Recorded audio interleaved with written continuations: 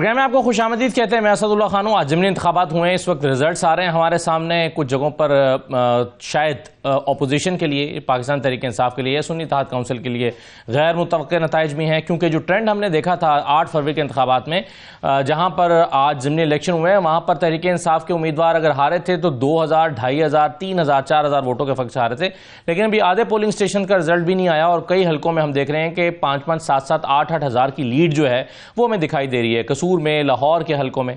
इसके साथ साथ सुन्नी इत्तेहाद काउंसिल के जो आज उम्मीदवार थे उनकी तरफ से बहुत बड़े पैमाने पर शिकायत भी मौसूल हुई हैं, खासतौर पर गुजरात में, लाहौर में, वजीराबाद में, मुख्तलिफ जगहों पर शिकायत आई हैं कि फॉर्म 45 को मैनेज किया जा रहा है। कहीं फॉर्म 45 मौजूद ही नहीं थे, कहीं पर फॉर्म 45 को दोपहर 12 बजे ही दस्तखत कराने की कोशिश की गई या कुछ जगहों पर कराए गए। धांधली हुई है या नहीं हुई, क्या अब जो रिजल्ट्स आ रहे हैं फॉर्म 45 के मुताबिक आ रहे हैं, इस पर शिकायत क्या हैं? साथ साथ आपको रिजल्ट से भी अपडेट करते रहेंगे कि रिजल्ट्स आ क्या रहे हैं, और जैसे जैसे रिजल्ट्स अपडेट होते जाएंगे और कुछ मेहमानों को हम प्रोग्राम में साथ साथ उनका पॉइंट ऑफ व्यू लेते रहेंगे। लेकिन इस वक्त स्टूडियोज में मेरे साथ शेख वकास अकरम साहब मौजूद हैं। शेख साहब खुशामदीद कहते हैं आपको। पंजाब के रिजल्ट्स गैर मुतवक्के हैं आपके लिए शेख साहब? देखिए जी, मैं तो ये समझता हूँ कि पंजाब में जो सूरत हाल थी और जितना जोश और जज्बा और वलवला था, मैं समझता हूँ कि हम इलेक्शन हार सकते ही नहीं है, हार सकते थे ही नहीं, क्योंकि अब तो वलवला जो था, वो जो कुछ इन्होंने हमारे साथ 8 फरवरी को किया था, लोग और ज़्यादा तैयार होके बैठे थे कि हमने जो है इनका फस्तायत का मुकाबला करना है इस पंजाब हुकूमत का। मगर मेरा ख्याल है ये भी अपनी पूरी तैयारी के साथ थे। इसको वक्तन फ़वक्तन पिछले 1-1.5 हफ्ते के दौरान हम आप जैसे भाइयों से बात करते रहे, टीवी पे बात करते रहे, शिकायत आती रही, हमारे लोगों को कैंपेन नहीं करने दी गई। आप अगर वज़ीराबाद की मिसाल लें तो आप ये देखें कि चट्टा साहब के घर को प्रिजन वैन्स के साथ जो है उनको महसूर किया गया, उनकी बच्चियाँ, बेगम, चट्टा साहब खुद हामिद नासिर चट्टा साहब वो अंदर महसूर होकर रह गए। कई हल्कों में उम्मीदवारों को उठाया गया, अब देखें शादियों में से उठाया गया, कईयों को हरासा किया गया, कईयों के रिश्तेदार जो जेलों में थे उनको वहाँ पे टॉर्चर किया गया, कईयों पे FIRs दिए गए। ये सिलसिला तो बेशर्मी का सिलसिला तो पिछले 1.5 हफ्ता से मुसलसल जारी था, जिसको हम वक्तन फ़वक्तन पॉइंट आउट करते रहे हैं। और सबसे शेख साहब, ये भी तो मुमकिन है कि आपके वोटर ने ये सोचा हो कि हमने 8 फरवरी को निकल के वोट डाला था, उससे क्या फर्क पड़ गया, तो आज हमें ये मेहनत करने की। खान का वोटर ये नहीं सोचता, खान का वोटर ये नहीं सोचता। मेरा वोटर मुझसे ये पूछता है, इस्लामाबाद गए हो, खान को छुड़ा के कब ला रहे हो? खान के वोटर को पता था कि हमने उससे वादा किया था कि हम इस मैंडेट के साथ खान को छुड़ाएंगे, मगर उस मैंडेट को हमसे चोरी किया गया। और हमने उनसे ये वादा किया था कि वो जो चोरी के बाद जो हमारी कमज़ोरी है, ये जो वोट है ये उस कमज़ोरी को पूरा करेगा और उस ताकत के अंदर दोबारा इजाफा करेगा। वोटर तैयार था, वोटर ने खान को निकालने के लिए वोट देना था। वोटर पंजाबी को जो पोर्ट्रे किया जा रहा है ना जगह जगह पे, पंजाबी थका हुआ है, पंजाबी बाहर नहीं निकलेगा, आज पंजाबी बाहर नहीं निकला, 8 फरवरी को भी निकला, आज भी निकला। गो के चंद लोगों ने ही किए, मगर जो जलसे कल परसों हुए हैं, अवाम बाहर निकली है। आप कसूर में देख लें, आप लाहौर में देख लें, आप जरताज गई वहाँ एक हल्के में, वहाँ देख लें, बखर में देख लें, बंदे बाहर भी निकले। मैं ये समझता हूँ कि बिल्कुल अवाम निकली है और अवाम ने वोट डाले हैं, वो बिल्कुल मायूस नहीं थे। वो समझते हैं कि जद्दोजहद का यही राइट फोरम है। 8 फरवरी को शाह साहब जब वोट डाला था लोगों ने, आपके हाथ में फॉर्म 45 आया था, फिर 10 बजे तक एक ट्रेंड बना और उसके बाद फिर ट्रेंड चेंज हुआ। चले हमने भी देखा, उसको ऑब्जर्व किया कि 10 बजे के बाद फिर वो फॉर्म चेंज होना शुरू हुए और उसके बाद भी फॉर्म 45, 47 से मैच नहीं कर रहा था। अब तो फॉर्म 45 जो आ रहा है उसके मुताबिक आप 10,000 पीछे हो गए ना। नहीं, मैं आपको बता देता हूँ ना, मैंने आज से 5-7 दिन पहले मीडिया पे क्लैरिटी के साथ कहा था। मिसाल फिर मैं वजीराबाद की ले लेता हूँ, जो आरोप वहाँ पे लगाया गया, वो खुलेआम कहता था जी तुसी फॉर्म 47 ਨੂੰ रोंदे हो, असी तुहानू ऐतकी फॉर्म 45 को नहीं देने। तो इस दफ़ा इन्होंने फॉर्म 45 मैनेज करने की कोशिश की। मैं आपको बताता हूँ, हमें एक प्लॉट का पता लगा आज से 2-3 दिन पहले, जिसमें उन्होंने वाज़े तौर पे लाहौर के एक हल्के के 40 प्रिजाइडिंग ऑफिसर्स को एलिजिडली, जिस तरह मुझे किसी ने बताया ज़राए से, उन्होंने कहा कि उन्हें उठाया गया, उनसे पहले ही फॉर्म 45 एंड फॉर्म 46 सही उससे दस्तखत कराए गए, थम इम्प्रेशंस जो हैं वो लिए गए, और जिन 5-7 ने इनकार किया उनको ब्रूटली मारा गया। और वहाँ पे मुस्लिम लीग नून के एक साहब का सूबाई वजीर भी मौजूद थे जिस वक्त ये हरकत की गई। एलिजिडली मुझे इस तरीके से पता लगा। अब मैं समझता हूँ कि आज फिर जो वीडियो सामने आई हैं, जिसमें गुजरात से और लाहौर से कुछ वीडियो सामने आई है, कुछ मैंने ट्वीट भी की है, कुछ आपके पास मेरे से ज़्यादा इन्फॉर्मेशन होगी, वहाँ हमारे उम्मीदवारों ने प्रिजाइडिंग ऑफिसर से ऑलरेडी साइन शुदा और थंब इम्प्रेशंस के साथ फॉर्म 45 पकड़ लिए है। अब आप मुझे ये बताएं कि हमारी तरफ अवाम का तो यही हक था, अवाम तो बेचारी यही कोशिश कर सकती थी कि वो आए। तो आप कह रहे हैं कि इस दफा गेम सारी फॉर्म 45 पे हुई है। इन्होंने बिल्कुल गेम 45 करने की कोशिश की और वो आप पूरा दिन की जरा क्लिपिंग्स आप कमरुज़्ज़मान खैरा साहब बहुत शुक्रिया। सर, आज जो इलेक्शन हुए हैं बतौर पॉलिटिकल ऑब्जर्वर इसकी शफाफियत को आप कैसे देख रहे हैं? मैं जी अपने हल्के में मसरूफ था, मैंने तो आज सारा दिन टेलीविजन देख नहीं सका, यहाँ नेट बंद था, इसलिए मैं जो व्हाट्सएप है कॉल जो भी नहीं ले सके नेट का, लिहाजा मेरे पास तो कोई अपडेट नहीं है। और नेट बंद होने के अमल को कैसे देख रहे हैं सर? ये एक अच्छा अमल नहीं है, हमने तो पहले भी कहा था कि नेट जो है ये कनेक्टिविटी का जरिया है, इसको खुला रहना चाहिए।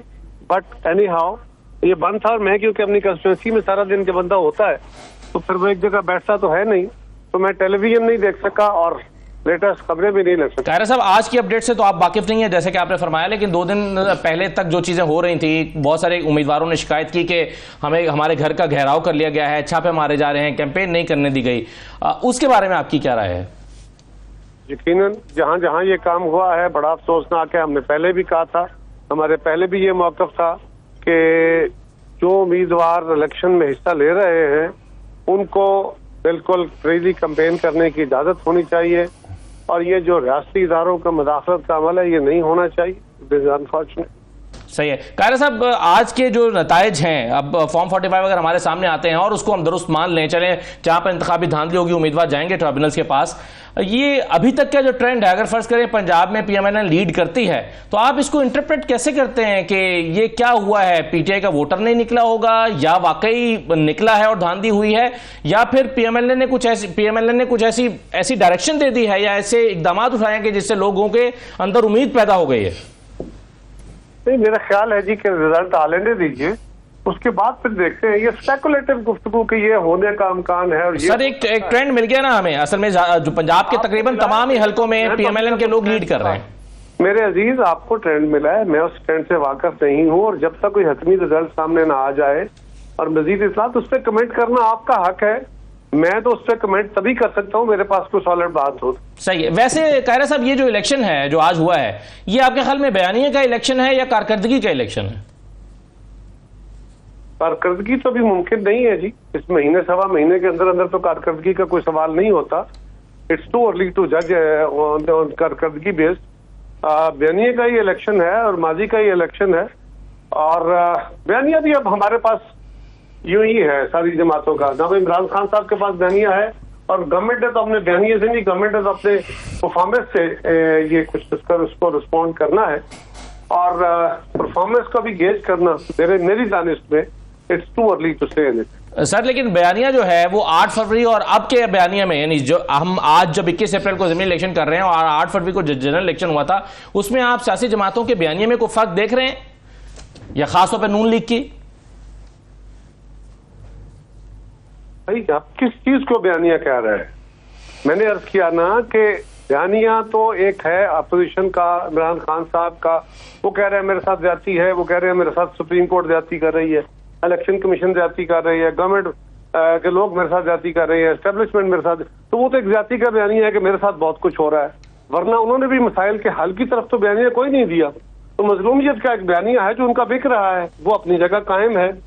दूसरी तरफ बयानिया नहीं बिकना, दूसरी तरफ तो बुनियादी तौर पे लोगों को हुकूमत ने अपनी परफॉर्मेंस से बताना है कि हमने क्या किया है और परफॉर्मेंस ये महीने सवा महीने के अंदर अंदर गेज करना ये मुमकिन भी नहीं और मुनासिब भी नहीं। सही है। शेख वकास साहब, ये बयानिया का तो इलेक्शन डेफिनेटली, ये कारकर्दगी का इलेक्शन तो डेफिनेटली नहीं है, क्योंकि 1 महीने 1.5 महीने में कायरा साहब ठीक कह रहे हैं कि परफॉर्मेंस तो देना मुमकिन नहीं है।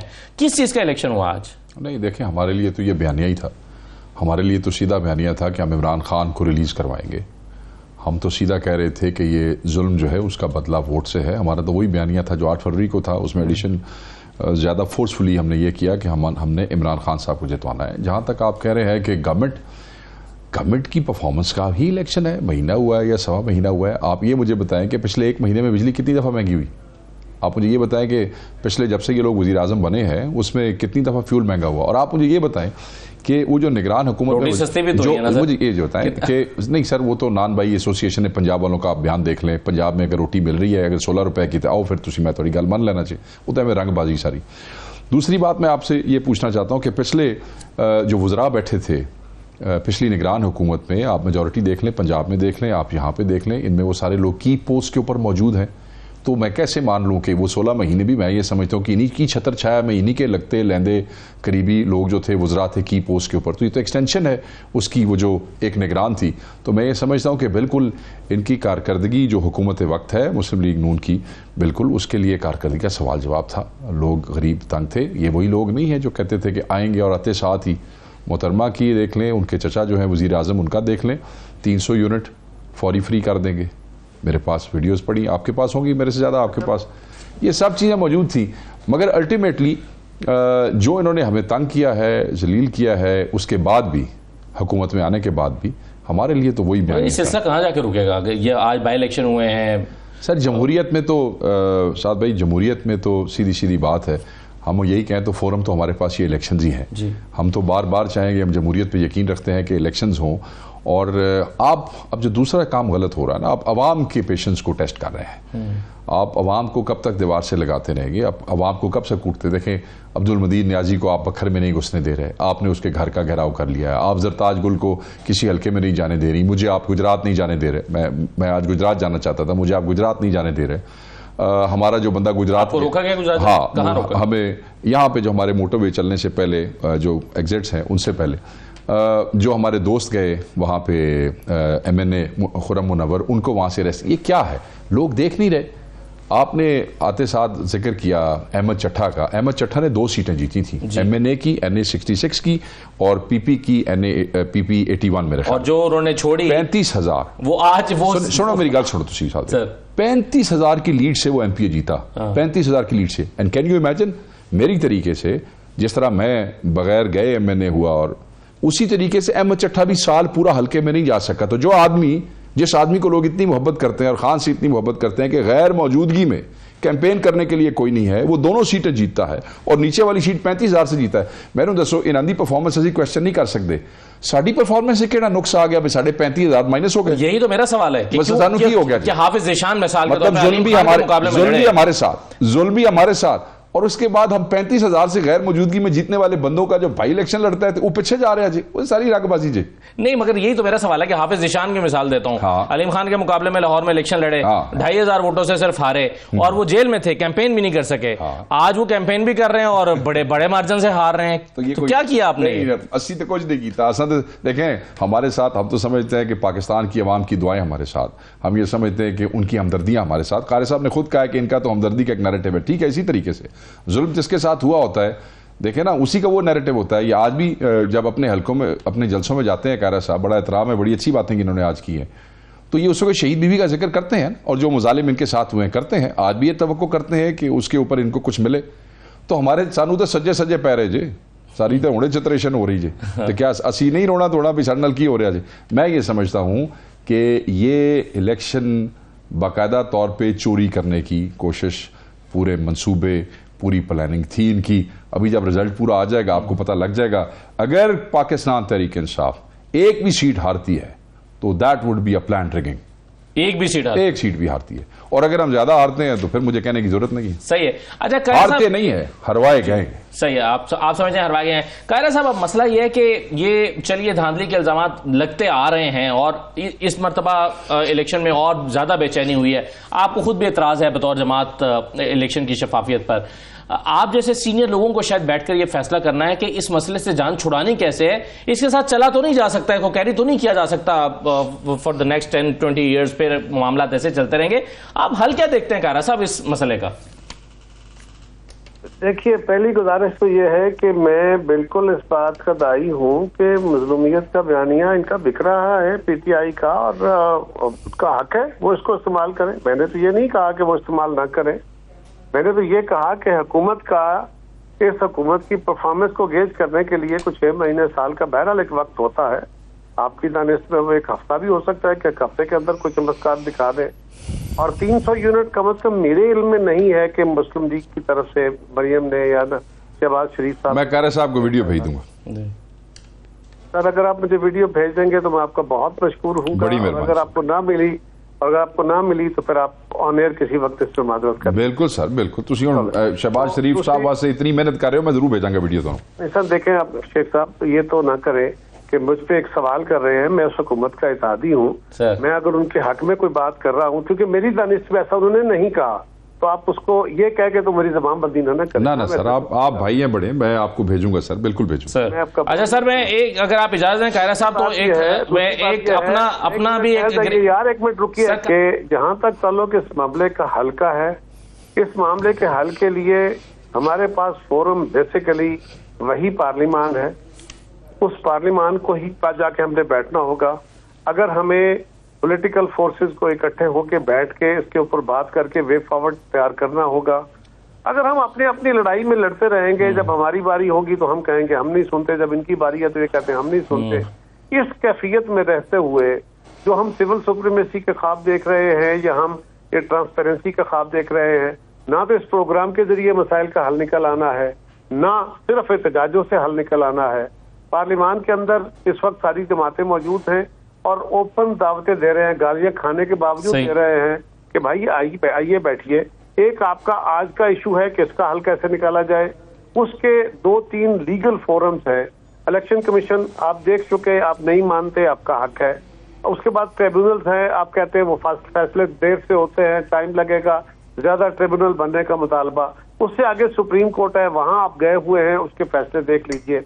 और अगर उससे बियॉन्ड किसी जगह जाके कोई बात करनी है तो फिर पॉलिटिकल फोर्सेस के साथ बैठना होगा। ये रवैया कि मेरे वोट तो तस्लीम किए जाएं, लेकिन मैं दूसरों के मैंडेट को मानने को भी तैयार नहीं हो और उनको जिन लोगों ने वोट दिए हैं उनकी हैसियत को मानने को भी तैयार नहीं और किसी से बात भी नहीं करूंगा। सही है। और मैं ही सब कुछ सारे मसाइल का हल हूँ। ये जो फिजा है, मेंटल स्टेट है, इसके साथ शायद कोई मामला का हल ना निकल सके। अल्टीमेटली होता यही है। ये सारी लड़ाइयां हम माजी में लड़ चुके हैं ना, ये पहली दफा हुआ है। इलेक्शन के अंदर जो शफाफियत के सब ऊपर सवाल, 18 में भी इससे बड़े सवाल आते, छोटे नहीं थे, अब उससे बड़े हैं।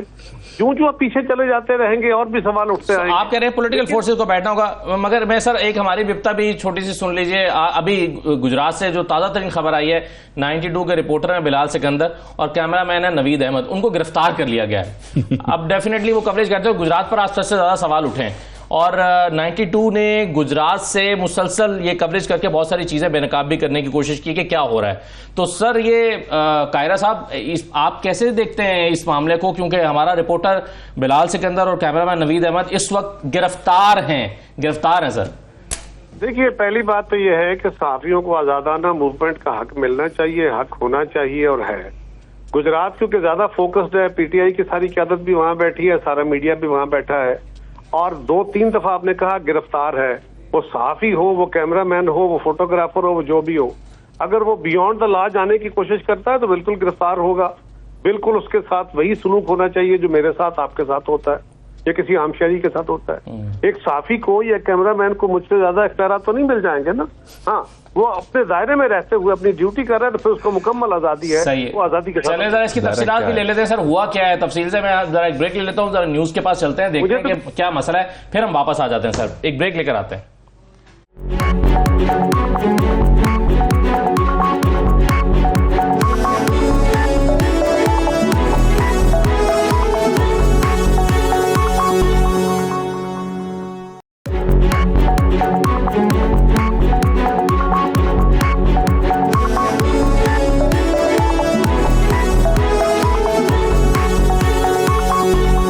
आपको खुशामदीद कहते हैं। शेख वकास अकरम साहब, गुजरात से अभी तक जो मालूमात मिली है वो ये कि कवरेज कर रहे थे, जाहिर है उनके पास कोई दहशतगर्दी का मवाद नहीं मिला, वो कवरेज कर रहे थे और कवरेज के से उनको उठाया गया। सुबह से गुजरात से वैसे बहुत अच्छी कवरेज कर रहे थे ये लड़के सारे, वहाँ पर फुटेजेस भेज रहे थे, अप्रोप्रिएट काम कर रहे थे।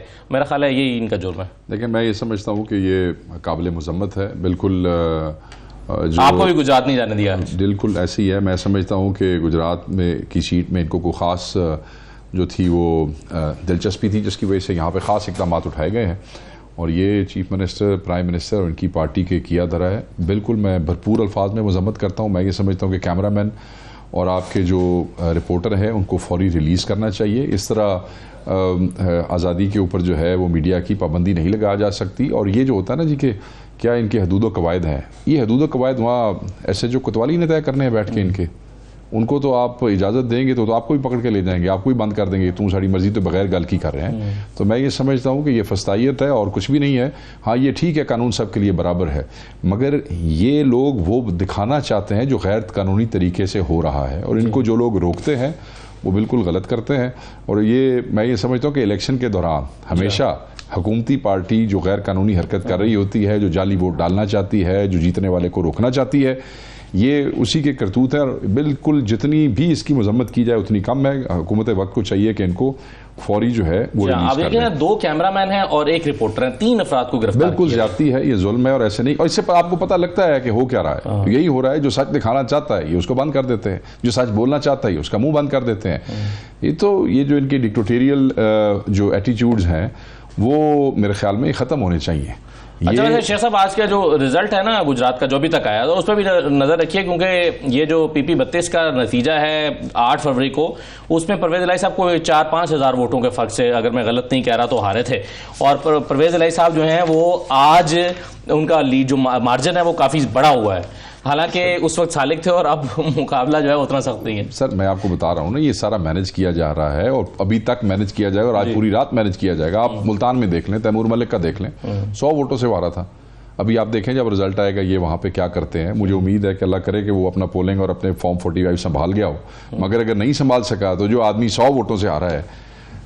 मुल्तान में तो आज इलेक्शन नहीं हो रहा, तैमूर मलिक वाला, वो मेरे ख्याल बाद में होगा शायद, मेरे ख्याल में। मगर आप ये देख लें कि हाँ, वो मई में होने जा रहा है, मई में होने जा रहा है। अच्छा, मैं आपको सिर्फ ये बताना चाह रहा था कि ये गवर्नमेंट सिर्फ इसलिए कर रही है कि उनको सच ना दिखाया जा सके। कायरा साहब ने एक बात की, मैं सिर्फ उसको अगर आप इजाज़त दें तो मेरे, कायरा साहब बिल्कुल ठीक कह रहे हैं, हर पार्टी के वोटर का एहतराम होना चाहिए। जो पीपल्स पार्टी का वोटर है उसका भी एहतराम होना चाहिए, जो नून लीग का वोटर है जो उनको वोट देता, और जो हमारा वोटर है उसका भी एहतराम करें। जो मैंडेट इनको पार्टियों ने दिया है, अवाम ने दिया है, थोड़ा दिया या ज़्यादा दिया, उसका एहतराम है। जो हमारा मैंडेट है उसका भी एहतराम करें। हम उस पार्टी का कैसे एहतराम करें जिसने हमारा वोट चोरी किया है? हम उस पार्टी का कैसे एहतराम करें जिसने हमारा मैंडेट चोरी किया है? हम उस पार्टी के साथ कैसे बैठें? और जो कह रहे हैं कि जी सियासी पार्टियां आपस में नहीं हो सकती, हम सियासी पार्टियां, लेकिन वो ये समझते हैं कि अगर यही आपके एतराज़ात हैं तो इसको भी डिस्कस करने के लिए आप साथ बैठें और बैठकर बताएं कि आपने मैंडेट चोरी किया। इनको बताएं, हुकूमत को भी बताएंगे ना, हुकूमत के साथ बैठेंगे, जिन सियासी on the floor of the house हम बता रहे हैं, हम मीडिया को बता रहे हैं, हम इन्हें बार बार कह रहे हैं। इन्होंने कहा कि असेंबली राइट फोरम है, असेंबली में किस दिन हमने ये पॉइंट नहीं उठाया कि हमारा मैंडेट चोरी किया गया है? तकरीरों में भी उठाया, एहतजाज के दौरान भी उठाया, यही फोरम है ना जी। और फोरम कौन से होते हैं? हमने वहाँ पे इनसे बात की है। अब आप ये समझें कि जिन पे हमें जिन्होंने हमारा मैंडेट चोरी किया है, अब वो कहें आओ जी साढ़े नाल बैठ के गल करो, इस तरह होता है? नहीं, आपके साथ कैसे बैठ के बात सर? आपके पास फोरम पे क्या है? एक अवाम का फोरम है, आप जलसे कर रहे हैं सर। कदों तई ये रंगबाजियां कदों तई चलणगियां? कितने साल चलाओगे? कितने साल अवाम को दबाओगे? कितने साल इलेक्शन रिग करोगे? कितने साल तक लोगों को जलील करोगे?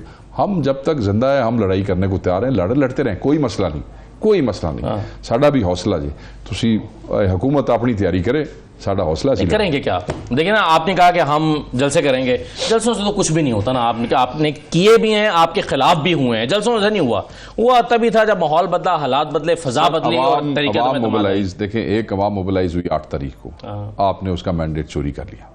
अब अवाम दोबारा मोबिलाइज होगी, अवाम बाहर आएगी, और ये पूरी दुनिया में, ये कोई बात नहीं है कि जलसों जुलूसों और रैलियों से कुछ नहीं होता। दुनिया में हुकूमतें पलटी हैं, दुनिया में डिक्टेटोरियल रिजीम्स खत्म हुए हैं, दुनिया के अंदर जो मैस मूवमेंट्स हैं, मैस मूवमेंट्स ने दुनिया का नक्शा चेंज किया है। ये कौन सा आर्गूमेंट है कि जलसों से कुछ नहीं होगा या रैलियों से कुछ नहीं होगा? हो जाएगी। अगर पाकिस्तान में तो ऐसी भी मिसाल कोई नहीं थी जो इमरान खान के साथ हुआ है कि ऐसे वजीर आजम ऐसे गया, ऐसी भी मिसाल कोई नहीं थी जो 8 फरवरी को हुआ है। पाकिस्तान में तो बहुत सी मिसालें पहली दफ़ा बनी हैं, हुई नहीं है। भुट्टो साहब को फांसी लगाई गई, पहली दफ़ा हुआ ना, पहले तो कभी नहीं था हुआ। उसके बाद इनके वज़ीर आज़म को घर भेजा गया, यूसुफ रज़ा गिलानी को, पहली दफ़ा हुआ। पहले इस तरह तो नहीं हुआ था। इमरान खान साहब अदम एतमाद से पहले वज़ीर आज़म थे जाने वाले, पहले हुआ, पहले तो नहीं हुआ। सो ये पहल पूल में छड़ो, तुसी उस दिन तो डरो जिस दिन हो जाएगा, बस इतनी सी बात है। आप खान साहब की रिहाई के लिए पूरी उम्मीद रहते हैं? बिल्कुल। और आप कहते हैं कि ईद से पहले हो जाएंगे, फिर आप कहते हैं बड़ी ईद से पहले हो जाएंगे।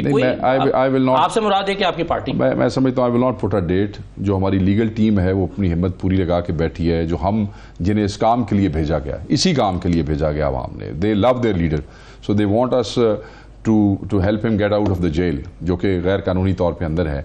हम सब अपने अपने फोरम्स पे पूरी हिम्मत लगा के बैठे हैं और इंशाल्लाह हमें अपने रब से बड़ी उम्मीद है कि हम अपने लीडर को जल्दी निकालेंगे। अपने रब से उम्मीद है। हम दुनिया से अवाम, मतलब है कि अवाम भी दुआवां कर रही है जो सी कर रहे हैं। सही है। शेख साहब, ये जो रिजल्ट्स हैं, अब इसमें ये शायद साबित करना है, क्योंकि उस वक्त आपके पास थे फॉर्म 45 को लेकर आप चले गए अदालतों के पास, कहा कि हमारे 45 हैं, इसको गिन लें, वोटों के काउंट कर लें, बाद के 45 को देख लें, फर्क है।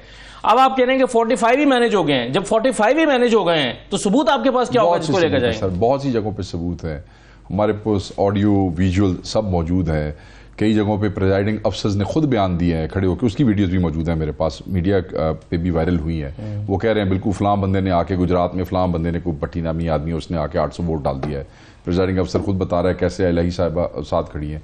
अब अहमद चट्ठा वगैरह अब कल आएंगे यहाँ पे, उनके पास भी बहुत सारी चीज़ें हैं, वो शेयर करेंगे। बकर वालों के पास बहुत सारी चीज़ें हैं।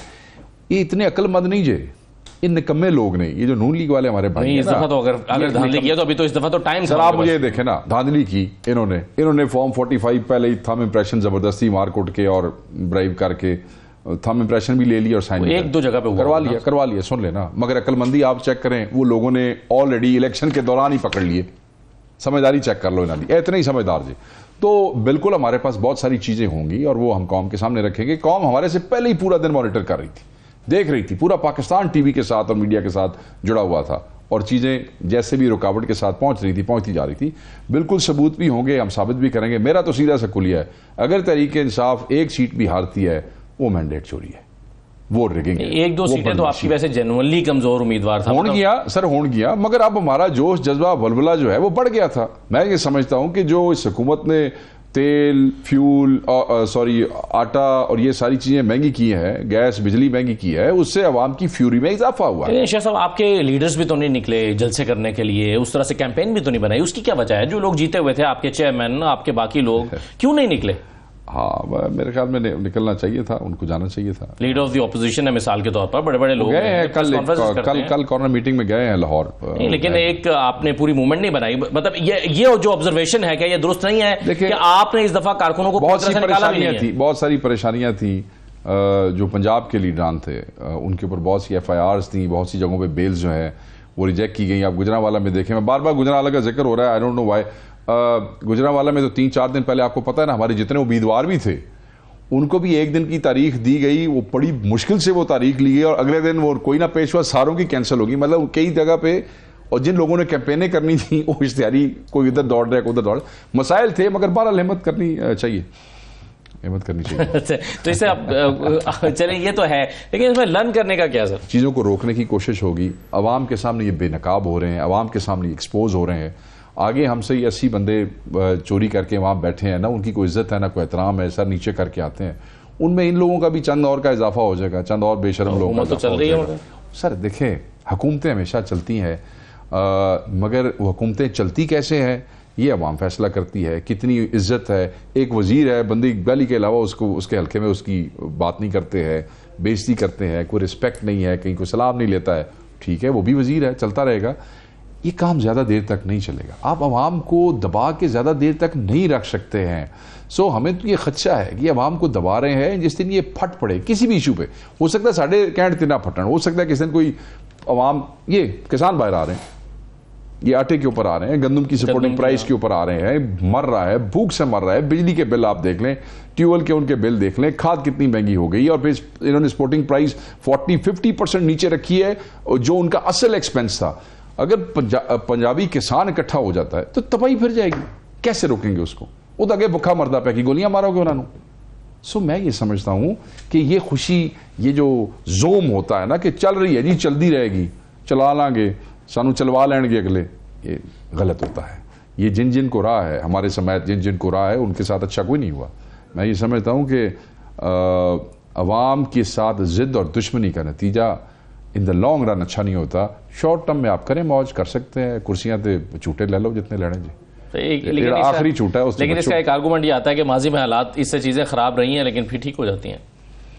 अल्लाह करे सर, मुल्क तो मेरा है, मुल्क तो मेरा है, मैं तो कहूँगा अल्लाह करे ठीक हो जाए, मगर हम चोरों को माफ़ नहीं करेंगे, हम तो चोरों के खिलाफ लड़ते रहेंगे, ये हमारा हक है। सही है, सारी चोरी हुई।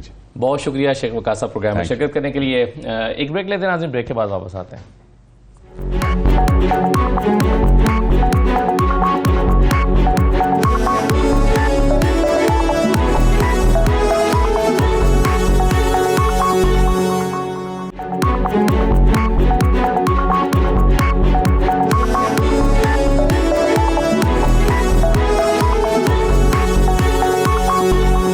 ब्रेक के बाद दोबारा आपको खुशामदीद कहते हैं। मोहम्मद अली दुरानी साहब हमारे साथ मौजूद हैं। दुरानी साहब बहुत शुक्रिया, आप जो 8 फरवरी को इलेक्शन हुए थे उसकी ट्रांसमिशन में हमारे साथ मौजूद थे, तो मैंने सोचा कि आज ज़िमनी इलेक्शन हो रहे हैं, फिर आपको एक दफ़ा ज़हमत दूँ, ज़रा मवाजना करके देखें कि 8 फरवरी के इंतखाबात और उसके नताइज और आज के का जो पोलिंग डे है उसमें क्या आप मुश्तरक चीज़ें देखते हैं या मुख्तलिफ चीज़ें देखते हैं?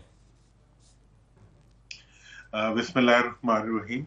खान साहब, बात यह है कि ये सारी जो सिचुएशन है, एक फर्क है उसमें और अब में ना, कि इस दफा डिस्टॉर्शन थी, लेकिन उस दफा की डिस्टॉर्शन की निस्बत कम थी। अच्छा, वो कम डिस्टॉर्शन की वजह से कम रिएक्शन पब्लिक का सामने आया। सर उस वक्त डिस्टॉर्शन तो रात 12 बजे के बाद हुई थी, अभी तो 12 बजे ही नहीं है। हाँ, लेकिन उससे पहले देखे ना, ये हाल था कि इंतखाबी निशान मौजूद नहीं था, बैलेट के ऊपर मौजूद था, कैंडिडेट्स को हिलने नहीं दिया जा रहा था, किसी पार्टी लीडर को नहीं आने दिया। तो मैं ये बताना चाह रहा हूं कि ये बयानियों की गेम नहीं है इस वक्त। मैं तो अभी तो टाइम बहुत कम रह गया, लेकिन मैं तो इस पे कि ये बयानियों का इशू नहीं है, ये इस वक्त इकदामिया का इशू है। देखें, इस वक्त पीटीआई की लीडरशिप का जेल में होना, उसके बाद उन्हें किसी कैंपेन की जरूरत नहीं है। वो उनका इतना बड़ा एडवांटेज है जो उनसे कोई ले नहीं सकता। ठीक है जी, और वो भी सरकारी खर्चे के ऊपर। ठीक है, और दूसरी तरफ जहां तक जो पार्टियां इक़्तिदार में हैं या जो उनके मुकाबले में अपने आप को लेके चल रही हैं, उनके लिए ये चीज इस वक्त उनका सिर्फ एक्शन है कि वो क्या परफॉर्म कर रहे हैं। उनकी परफॉर्मेंस ना होना उनका सबसे बड़ा वो बन गया है, लाइबिलिटी बनी हुई है। तो अब जो इलेक्शन हो रहे हैं और जो भी इस वक्त की सियासी सूरत हाल है, वो कहीं भी नहीं जा रही खान साहब, इस वजह से कि कोई कुछ करने के लिए तैयार नहीं है, ना कोई पीछे हटने के लिए तैयार है, ना आगे बढ़ने के लिए तैयार है। इसमें कोई दोष जो है वो आप पीटीआई पे नहीं डाल सकते। अभी मेरे छोटे भाई यहाँ बैठे हुए थे, शेख वकास साहब, अब वो जो बात भी करते हैं वो ठीक है ना जी। और ये बात जो है, ये पीटीआई अभी क्या हुआ है, आपके नुमाइंदे को पकड़ लिया वहां पे गुजरात में जी। मतलब सारे दिन की इलेक्शन की कार्रवाई और हुकूमती इकदाम पे ये एक कदम भारी है कि आखिरी वक्त पे एक इतने बड़े चैनल के नुमाइंदे को गिरफ्तार कर लिया हुकूमत ने। आप मुझे बताएं कि उसके बाद पूरी टीम को सर, दो साथ में 2 कैमरामैन भी। हाँ, मतलब इससे आप ये अंदाजा कर लें कि हुए तुम दोस्त जिसके दुश्मन उसका आसमां क्यों। मतलब अगर कोई अपना ही दुश्मन हो जाए, मैंने तो पहले भी ये बात कही थी कि इनकी बॉडी अपने खिलाफ खुद रिएक्ट कर रही है। ये एक ऐसी स्टेट में एंटर हो चुके हैं जिसमें इनको ना किसी बयानिया इन्हें बचा सकते, और ये समझते हैं कि जी हमारा बयानिया इसलिए हार गया कि हमारा मीडिया कमजोर था। नहीं, आपका बयानिया नहीं हारा, आप खुद हार गए हैं। और उसकी वजह जो है, हारने की वजह मीडिया की कमजोरी नहीं है, आपकी अपनी कमजोरी है। और उसकी ये वजह भी जो है, ये हुकूमत की वजह नहीं है, उसकी वजह ये है कि आपके पास आवाम को देने के लिए कुछ है नहीं। और पिछले 52 साल का जो बैकलॉग आपके ऊपर सवार है, जो मुल्क की तबाही का लोड आपके कंधों पे पड़ा हुआ है, और जो मरूसी सियासत का बदनुमा धब्बा आपके चेहरों पे पड़ा हुआ है, उसके साथ आप आवाम के पास बयानिया तो दूर की बात है, आपकी बड़ी हिम्मत है कि आप लोग शक्ल दिखा लेते हैं। आप इनकी अच्छा नहीं, लेकिन सर आज का जो इलेक्शन है, मतलब दुरानी साहब आप कह रहे हैं कि बयानिया नहीं हारा, आप हार गए हैं, लेकिन आज का इलेक्शन रिजल्ट तो नून लीग के लिए बड़ा हौसला अफजा है, खासतौर पर पंजाब में। तो वो तो कहेंगे कि हमारी कारकर्दगी जीत गई है, बयानिया भी जीत गया, कारकर्दगी भी जीत गई है, वो तो कह सकते हैं। खुश होने के लिए तो किसी चीज की जरूरत नहीं होती ना। हाँ? मतलब वो तो मैंने लास्ट टाइम, आप भी मौजूद ही थे, मैंने कहा था जब मियां साहब कामयाबी की तकरीर कर रहे थे, अल्फाज कामयाबी की थे, उनकी शक्ल जो है वो शिकस्त की थी। ठीक है ना। जब उन्होंने इश्तिहार दे दिया था कि जी वजीर आजम ब्ला ब्ला ब्ला। तो इसलिए कहने को तो कुछ हर्ट नहीं होता ना, कहने को तो सिर्फ जबान लगती है। और दूसरी बात यह है कि इस दफा का इलेक्शन जीतना ना जीतना, किसी इलेक्शन के अंदर वोटों की जो भी सूरत हाल, वो सूरत हाल सब कुछ ठीक है, लेकिन वो ये बताएं कि वो कौन सी परफॉर्मेंस है जिसकी बुनियाद पे वो जीत गए। पुलिस के जरिए नान भाइयों को पिटवा के वो जीत गए, या गंदम की खरीदारी ना करके वो जीत गए हैं, या मतलब ज़रात का बट्टा बिठा के वो जीत, तो किस चीज के ऊपर जीत गए हैं? कौन सी बिजली की कीमत बढ़ा के वो जीत गए? फ्री यूनिट्स दे दिए हैं उन्होंने जो वो जीत गए। मतलब यह है कि जीतने के लिए क्या उन्होंने दिया। हाँ, ये आप कह सकते हैं कि अवाम का इंटरेस्ट इस दफा उतना इलेक्शनों में नहीं था जितना पिछली दफा था, और पिछली दफा अवाम ने इंटरेस्ट ना होने की वजह क्या थी आपके ख्याल में दुरानी साहब? लोग क्या ये समझ रहे हैं कि जी हमारे निकलने से क्या फर्क पड़ता है, 8 तारीख को क्या फर्क पड़ा था, अब भी निकलेंगे तो क्या फर्क पड़ेगा? क्या ये सोचा लोगों ने? नहीं नहीं, देखिए होता ही है कि ज़िमनी इंतखाबात के अंदर लोगों का इंटरेस्ट वैसे ही कम होता है, क्योंकि ज़िमनी इंतखाबात हुकूमत के बनने और बिगड़ने की जमानत नहीं होते। ज़िमनी इंतखाबात जो एक ज़िमनी एक मतलब ततिम्मा होता है, एक एडिशनल अटैचमेंट होती है जिसके साथ लोगों का एक पूरा। और दूसरी बात यह भी है कि इसमें कैंपेन की भी उतनी फरवर नहीं थी, इसमें मतलब उतना जोश और जज्बा और उतना वलवला भी नहीं होता जितना नेशनल कैंपेन का होता है। ये एक फितरी अमर है कि इसके अंदर आवाम का जोश और खरोश कम होता है, और ये भी एक फितरी अमर है कि ज़िमनी इंतखाबात में हुकूमतों के पास धांधली करने का ज्यादा इम्कान होता है। वो ज्यादा उनके जो मशीनरी पूरी की पूरी होती है, वो सारी की सारी उन्हें अवेलेबल होती है अपने कंट्रोल के अंदर कि वो धांधली कर लें। तो इसलिए पुलिस से लेके तमाम इंतजामी जो शोबे होते हैं वो जो उनकी डिस्पोजल पे होते हैं, इसलिए वो उसको अपनी मर्जी से यूज भी करते हैं और अपनी मर्जी से उसको एक्सप्लॉइट भी करते हैं। तो इसलिए ये तमाम फैक्टर्स जो हैं। मगर दुरानी साहब, फिर अगर आप इसको मैं आपसे कहूं कि नतीजा खस कीजिए आज के ज़िमनी इंतखाबात का, तो आप क्या नतीजा खस करेंगे? मैं यही नतीजा खस करूंगा कि ये एक ज़िमनी इंतखाब था, ज़िमनी, ठीक है जी, जिसका मजमूई के ऊपर कोई असर नहीं था। दूसरा, इससे मैं ये नतीजा अखज़ करूंगा कि जितना दबाओगे उतना ज्यादा रिएक्शन आएगा। मतलब ये है कि अगर कम दबाओगे तो कम रिएक्शन आएगा, ज्यादा दबाओगे तो ज्यादा रिएक्शन आएगा। तीसरा नतीजा ये मैं अखज़ करूंगा कि ये इंतखाब जो है ये बड़ा क्लियर मैसेज दे रहा है अहले इक़्तिदार को कि आज भी मौका है उनके पास कि वो दबाने के फार्मूले के बजाय रिकंसिलिएशन के फार्मूले की तरफ आए। वो अवाम को एक्सप्लॉइट करने के बजाय अवाम की डिलीवरी की तरफ अगर जाना चाहते हैं तो उन्हें सबको साथ लेके चलना पड़ेगा, उन्हें मफाहमत के रास्ते को अख्तियार करना पड़ेगा। और आखिरी चीज जो इस इलेक्शन की डिडक्शन में मैं कहना चाहूंगा वो ये है कि ये इलेक्शंस वजाहत के साथ ये बता रहे हैं, बिल्कुल क्लियरली बता रहे हैं कि इस मुल्क के अवाम जो है उनका अब जो इंटरेस्ट है वो इसमें है कि मुल्क की बेहतरी हो। मुल्क की बेहतरी जब तक नहीं होगी अवाम का इंटरेस्ट जो है वो वापस नहीं आएगा, और ये लोग कुछ भी नहीं कर सकेंगे जो अवाम के ऊपर एक जाली मैंडेट के जरिए आना चाहते हैं। और अब जब आज के इलेक्शन की धांधलियों की कहानियां निकलेंगी तो मजीद आपको क्लियर हो जाएगा कि क्या कुछ किया है, क्योंकि हुकूमती मशीनरी ने वो सब कुछ किया है जो वो किया करती है। तो लिहाजा ये एक ऐसी एडवेंचर पे जा रहे हैं जिसका एंड जो है वो खाई है, और उस खाई में ये अल्लाह करे कि मुल्क और सियासत दोनों को ना गिराए। अच्छा दुरानी साहब, आपने रिकंसिलिएशन का कहा, लेकिन इसकी अमली सूरत क्या होगी? मतलब आप चलिए ये मुझे मैं अगर कहूं कि हाँ रिकंसिलिएशन के लिए आज मैं तैयार हूं, यानी कि बतौर एक सियासी जमात कोई कहता है, तो वो सियासी जमात वो कहां बैठेगी, किसके साथ बैठेगी, नाम बताइए, जगह बताइए, किस छत के तले ये मीटिंग हो रही होगी, रिकंसिलिएशन की सूरत क्या है अमली तौर पर? देखिए मैं अब आज आपको देखिए मैं रिकंसिलिएशन पे मुसलसल काम कर रहा हूं, और मैं हमेशा एक पहले उसके लिए बयानिया नहीं बनाता, मंसूबा बनाता हूँ। ये बयानिया जो इस वक्त इन्होंने बना लिए कि बयानिया जीत गया, बयानिया हार गया, बयानिया कोई नहीं हारा जीता करता, एक्शन जीता और एक्शन हारा करता। अच्छा, मेरा जो इसके बारे में मंसूबा है या मेरा जो इसके बारे में सजेशन है वो बड़ी बात है। मैं ये कहता हूं कि मौजूदा असेंबली जो भी मुंतखब हुई है, ठीक है ना जी, उसी को अगले इलेक्शन की राह हमवार करनी चाहिए। और उसकी मकबूलियत का तरीका यह है कि जितनी इस वक्त आपके पास आई हुई है इलेक्शन की अपील्स, उनको आप फॉर्म 45 मुताबिक रिजॉल्व करें। वो सब चीजें डॉक्यूमेंटेड है। देखें, इलेक्शन से पहले जो धांधली हुई है 8 फरवरी के इंतखाबात में, उसको इस वक्त अकाउंट फॉर करना जरा मुश्किल है, लेकिन 8 फरवरी की शाम को जो धांधली हुई है वो एविडेंस के साथ मौजूद है।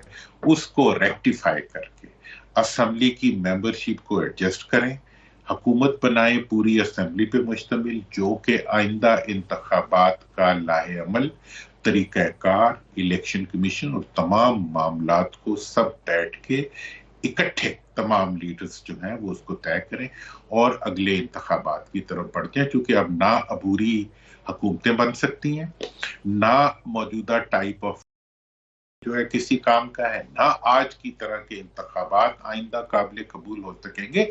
मुल्क एक कंप्लीट पॉलिटिकल डेडलॉक में आ चुका है, जो कि इंटरनेशनली जिसको रिकॉग्नाइज किया जा रहा है। आज मेरी बात समझ लें तो फिर कोई बाहर से आपको समझाने नहीं आएगा। मैं पहले से नेशनल यूनिटी की बात कर रहा था, किसी वजह से कर रहा था।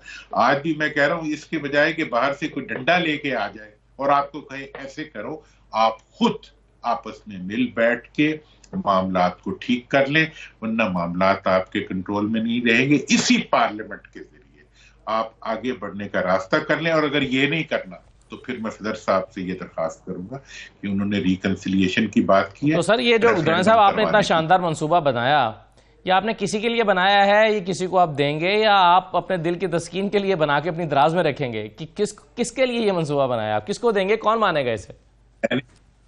मैंने असदुल्ला खान की खिदमत में तो पेश कर दिया।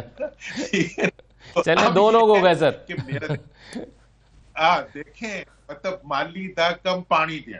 मेरा काम है इस मुल्क के लिए सोचूं, इस मुल्क की बेहतरी के लिए, और मुझे जमहूरियत के अलावा कोई रास्ता इस मुल्क को आगे ले जाने वाला नजर नहीं आता।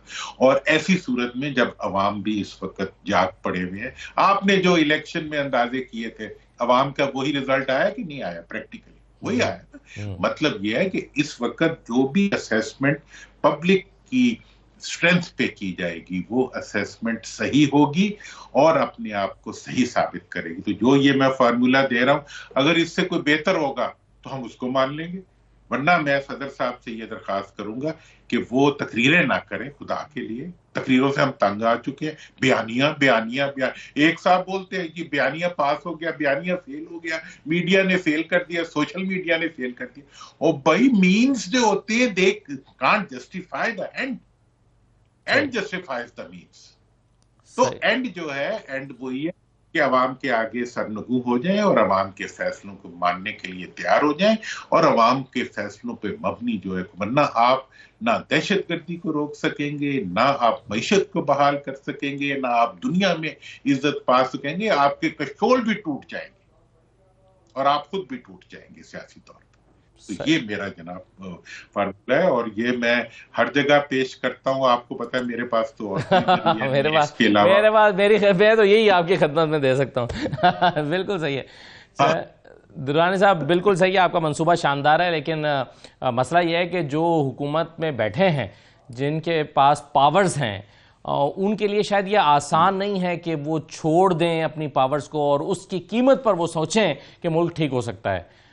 तो ये यानी बज़ाहिर ये काबिल अमल नहीं लगता। यानी बात तो ठीक है आपकी, लेकिन क्या आप शहबाज शरीफ साहब से तवक्को कर रहे हैं कि वो स्टेप डाउन करेंगे और कहेंगे कि जी चूंकि इलेक्शन में बहुत सारे सवालात हैं, इसलिए मैं स्टेप डाउन करता हूं और शफाफ इंतखाबात होने चाहिए?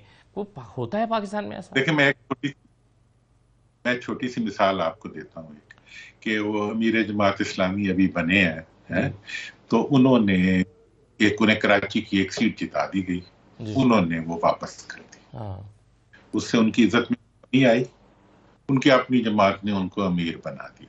मतलब मैं ये कहना चाह रहा हूं कि आप आज अगर शहबाज साहब, दुनिया की तारीख और पूरा कब्रिस्तान भरा पड़ा है उन नामुराद लोगों से जिनको पब्लिक की निगाहों में इज्जत नहीं मिल सकी।